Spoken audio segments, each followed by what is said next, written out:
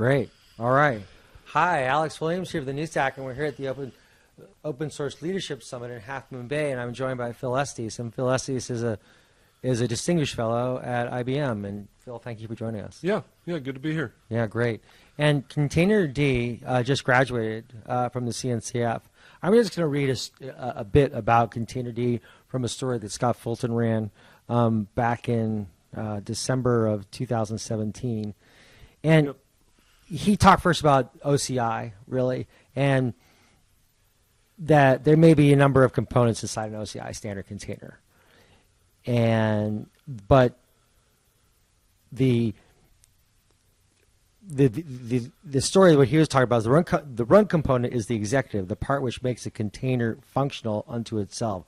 The second part of the puzzle, Containerd, acts as the part that supervises the life cycle of containers and that communicates with the outside world via API calls. Would you say that that's fair? Yeah. So the OCI is really that standardization layer of what's a container image, what's a container runtime, and Run C is the implementation that now years later everyone is really using and based on. Containerd sits one layer above that in the stack and manages containers that are being run by Run C, so that commands like start and stop and list can operate against these Run C executed containers. How did Containerd then serve as a catalyst for Kubernetes and other orchestration technologies? Sure. Yeah. So when Kubernetes started, obviously Docker was sort of the de facto container runtime, container engine that people were using. And so Kubernetes, up through today, still has a way by default to use Docker as its engine. So when you start Kubernetes pods, when you deploy an application to Kubernetes, it's actually the Docker engine that's running those containers for you. Obviously, over the years, there were some frictions between those communities, between Docker's pursuit of their own orchestration, the Swarm Right. orchestrator.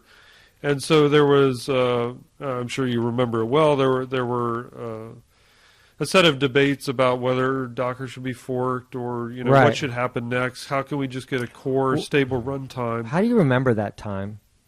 Poorly. No.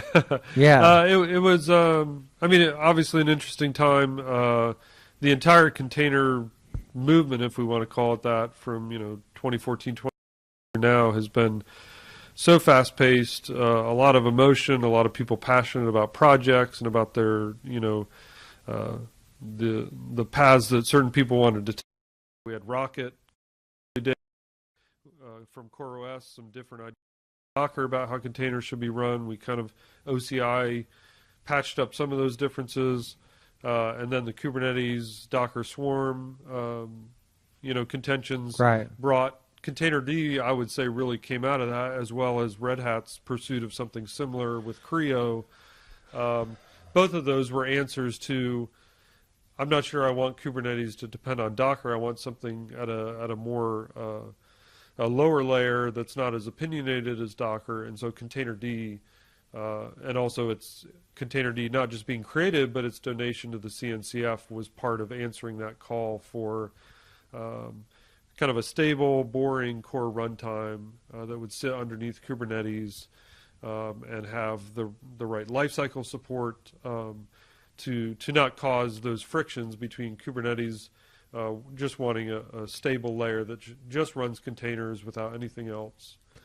It's interesting. It's interesting reflection now as Containerd graduates, and we covered. We reported first that there was this talk of a fork, and I've reflected a lot upon that. Over the past several years, and what's interesting to see is how the community kind of then just shaped the direction, and there's a lot of semantics involved about what is a fork, what is not a fork, right? And like the question then becomes is when the movement then moved or said, okay, we know containers are for real, they're going to be here, and they moved into this orchestration engine kind of capability, Yep. in which we saw then, which you're kind of illustrating, is kind of this difference between Docker Swarm and Kubernetes. But what seems to me to happen is like one of the values and of what you see of like the organizations of like the CNCF is like a technology development project that you really were the core maintainer for had such an importance actually to actually kind of almost to kind of like alleviate kind of the pressures that were on the community overall. Sure. Yeah, I mean, I think, I was sitting with Dan Cohn at the last KubeCon, and we're doing a little bit of reflecting on that area as well, and just acknowledging that, a lot of things had to fall into place to alleviate what could have been a much more disastrous future for containers. Definitely the CNCF played a role in that. A lot of smart people from all over the industry played a role in that to kind of say, hey, let's have a level-headed, direction from here that includes a base that allows Docker to continue innovating Docker products, allows Kubernetes to get what they need. And, there's a lot of meetings that happen in those days that were not necessarily public, but were important in getting the right people together to agree, let's not lose our cool here. Let's decide what's the best path forward that's open, that's governed well, that provides the base on which a lot of different vendors can build, so we don't end up in a world where my container doesn't run on your product because we all went different directions in 2016. It was a hard time. It was a real hard time then, and like just being so part of covering the whole evolution of container technologies, and for us to be able to explain them and analyze them, it was one of the most difficult times I've ever had as a journalist to kind of think through how do we actually provide perspective about this. Sure. And how do we do it without raising kind of like too many flames and concerns about what this might mean, right? Yeah. So there was always that concern about an existential crisis more than anything, right? Yeah.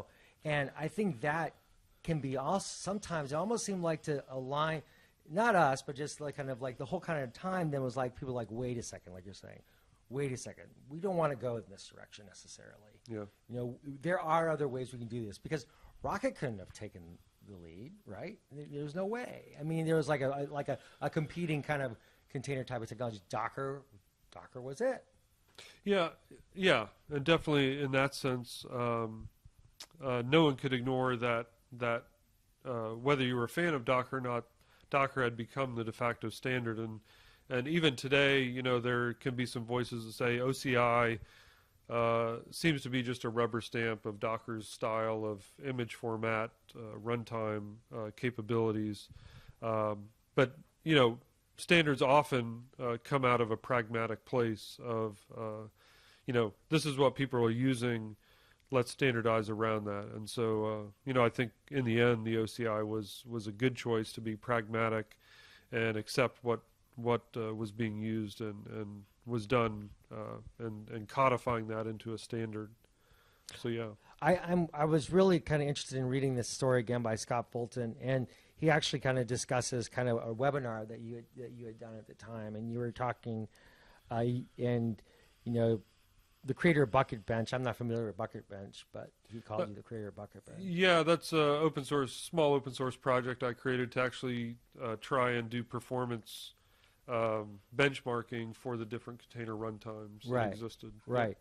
In the time it was explained, that you explained that implementers of containerization required certain functionality that had, up until the end of 2016, had been locked up in the Docker engine to be spun off into individual standardized, interchangeable, and potentially boring components. This seems to have a big impact then, kind of on the direction overall, kind of what you can say, because, as Scott wrote, it had been this explicit dependency upon one brand of container engine that had been the focus of contention 2 years ago when CoreOS introduced a competing runtime that had been more loosely coupled with a container structure. Sure, yep.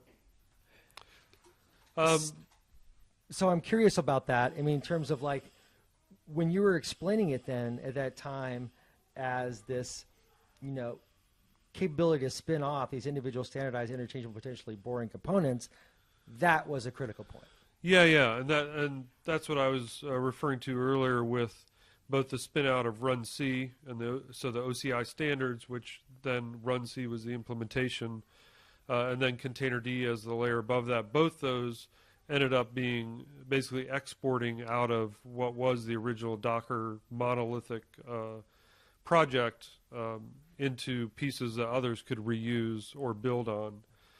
So definitely those were very important points, and credit to Docker who for all the things that they got sort of thrown their way in that era, definitely were wise in letting go of those pieces and contributing them in a way that could be collaborated with among a bunch of parties, including those who weren't as happy with what Docker had done to that point. Right. And so that's been a very important step, I think, was the OCI standardization. And my talk here tomorrow is actually just basically telling that story of how the OCI brought us to that level playing field where Containerd, Creo, Docker, Kubernetes can all live in that world, and we can all collaborate and have interoperability that would have been, I think, a death knell of containers if there wasn't true interoperability among all these implementations. Mm-hmm. And so what was interesting, though, it created the, out of that came the Moby technical committee, right? Yep, technical steering committee. Technical steering committee, and that has remained under the CNCF.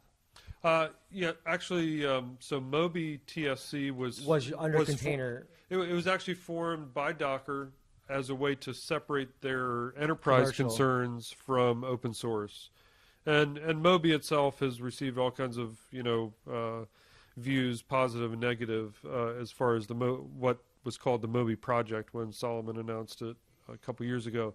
But the Moby TSC was a governance choice to remove what was the BDFL, the Benevolent Dictator for Life model that all Docker projects had used earlier, which meant even if it wasn't true in actual practice, Solomon Hykes had final say on any decision in any project started by Docker. So Moby TSC was the first step away from the BDFL open source governance model.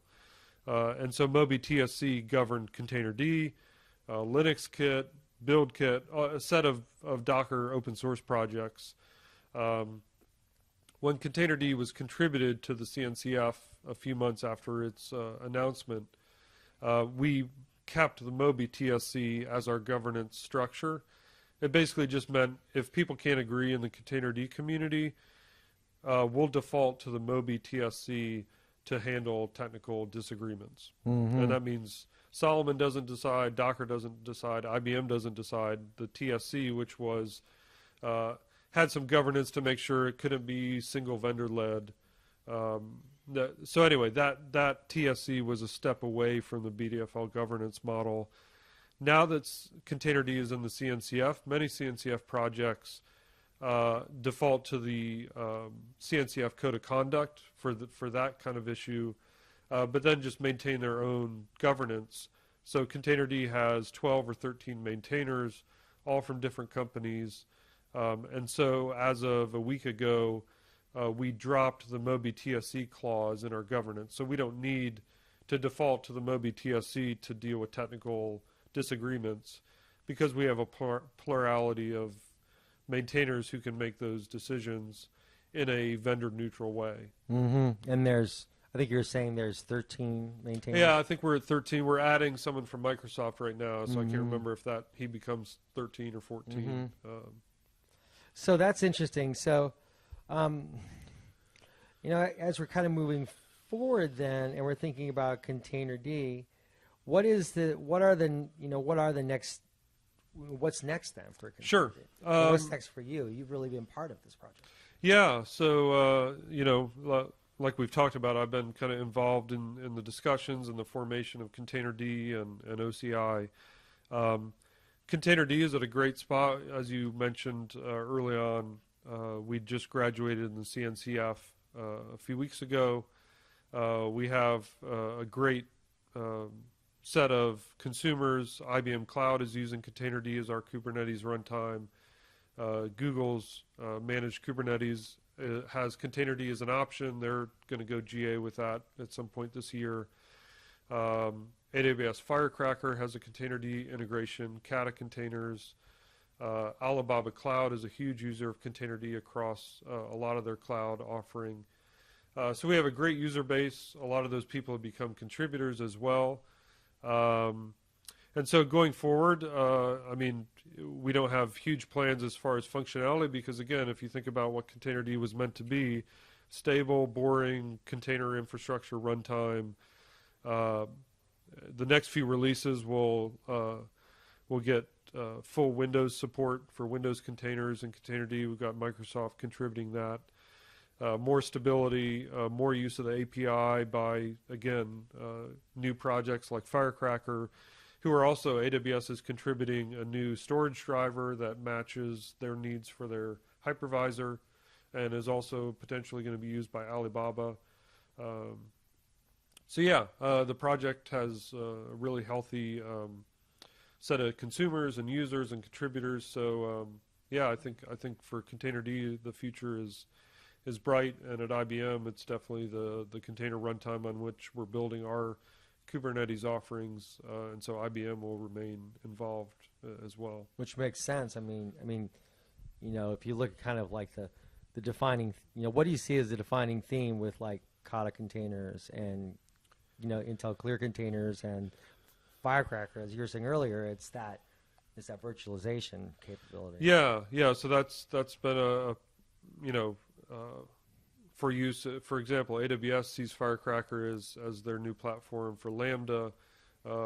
Every public cloud has functions as a service, which is effectively untrusted code in your cloud coming from your end users, usually done in a multi-tenant way. So Kata, Firecracker, and others are offering lightweight virtualization as a higher form of isolation. And so, you know, we've seen that with Google gVisor and other projects. IBM Research has Nabla containers, which is a similar idea to as containers become adopted more and more in public cloud, people are looking for additional kind of layers of defense for the code that they run in their clouds, and so those projects are obviously popular for that use case. Interesting. Phil, this has been a wonderful conversation. I think that's a good place. And I think we're at 1.25 now, right? Yeah, we just released 1.2.5. 1.2.5. And 1.3 is our next major release, which, again, will have full Windows support and a lot of other contributions. You know, that's interesting. And now it seems to be flowing very well. You know, and now it just makes more sense to me why it took so long to get to 1.0. There was a lot to work out, wasn't there? Sure. Yeah, absolutely. Yeah. So thank you for your time, and this is really nice to kind of talk about this. I mean, there's more talk about open source software and how, you know, and how it should really be viewed and perceived, and it has such intellectual dimensions to it when you start thinking about, you know, how people think about open source when they think about commercial open source and how it's used. And so now we actually have what looks like a real fork with AWS, with, you know, the open distro on Elasticsearch. And so it's interesting to kind of compare and like see how this progress will go towards some resolution. But a lot of it will depend on those intellectual viewpoints of those individual organizations that want to pursue it. Yeah, absolutely. You know, IBM definitely has the view that as much as we consume open source in our cloud, we want to contribute back. And so we've obviously had a very strong history all the way through OpenStack, Cloud Foundry, Docker, Kubernetes of contributing back. And so, you know, we see Containerd as another place to do that, to have an open governed, you know, open project. And obviously the acquisition of Red Hat will bring a ton more open source contribution to IBM as well. Yeah, so now you have Creo too. Is Creo still being used? Is it still? I mean, OpenShift has GA'd with Cryo as their engine. Yeah. And I still talk to that team all the time, and as they, assuming deal close sometime this year, we'll have to discuss those things as well. But Yeah. So, Excellent. yeah. Excellent. Well, wonderful. Well, thank you, Phil. It's great to see you Yep. as always. Yep. We'll see you in Barcelona. Yeah. Great. Awesome. Thank you. Back natural for a second. We're going off the air. This is when the late night show hosts go like this. Yeah, this is what I'm going to have for dinner tonight.